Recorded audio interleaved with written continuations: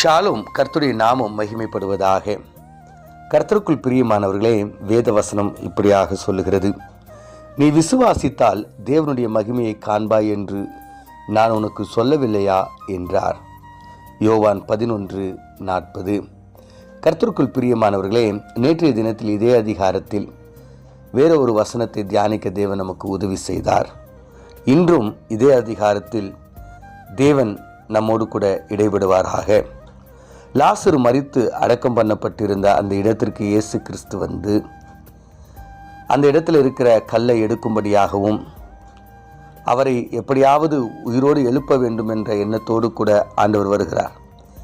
அப்பொழுது அவருடைய சகோதரிகள் இப்படியாக சொல்கிறார், ஆண்டவரே 4 நாள் ஆயிற்று, நாருமே என்று சொல்லும் பொழுது ஆண்டவர் சொல்லுகிறார், நீ விசுவாசித்தால் தேவனுடைய மகிமையை காண்பாய் என்று நான் உனக்கு ஆல்ரெடி சொன்னனே என்று கர்த்தர் சொல்லுகிறார்.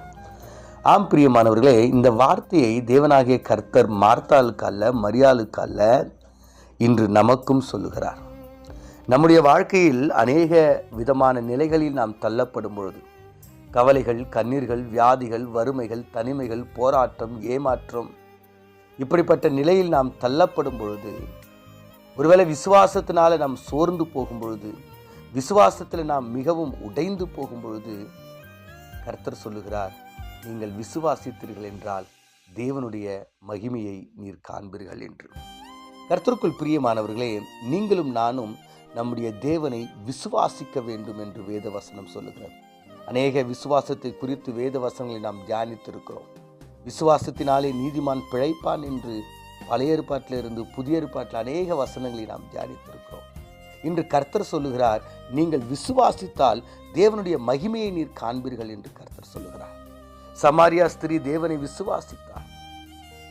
கானானிய ஸ்திரீ தேவனை விசுவாசித்து தேவனுடைய மகிமையை காண செய்தார். ஒரு அதிகாரி, 100க்கு அதிகாரி, தன்னுடைய வேலைக்காரனுடைய வாழ்க்கையில் ஏற்பட்ட அந்த பலவீனத்தில் இயேசுவை விசுவாசித்து தேவனுடைய மகிமையை கண்டார்கள். அநேகர் வேதாகமத்தில் நம்ம பார்க்க முடியும்.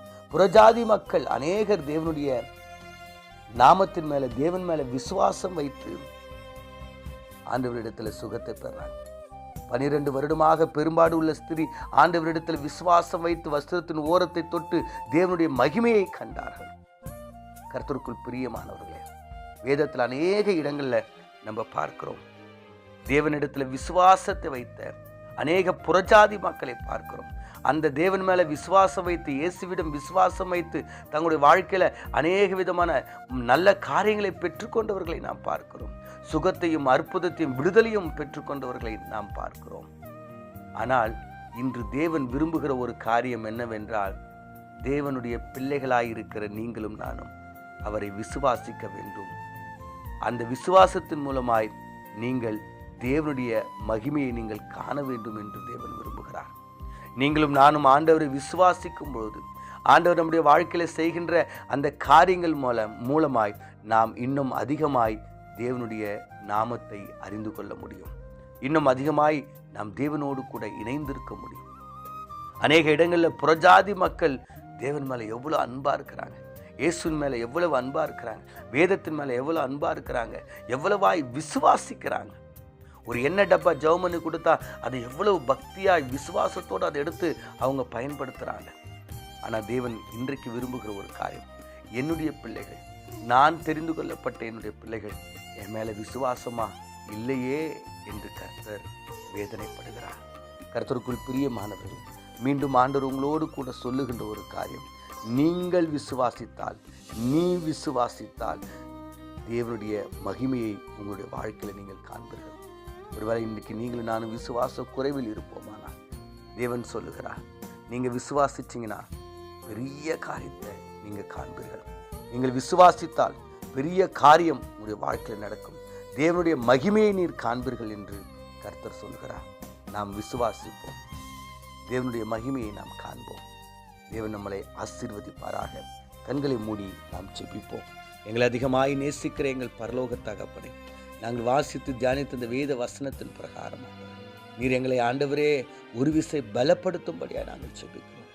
ஆமாம் ஆண்டவரே, எங்களுடைய வாழ்க்கையில் ஏற்படுகின்ற அநேக விதமான பலவீனங்கள், கஷ்டங்கள், போராட்டங்கள், ஆண்டவரே தனிமைகள், வேதனைகள், ஆண்டவரே அழுகை, வியாதி, ஆண்டவரே நாங்கள் சோர்ந்து போய் விடுகிறோம் ஆண்டவரே.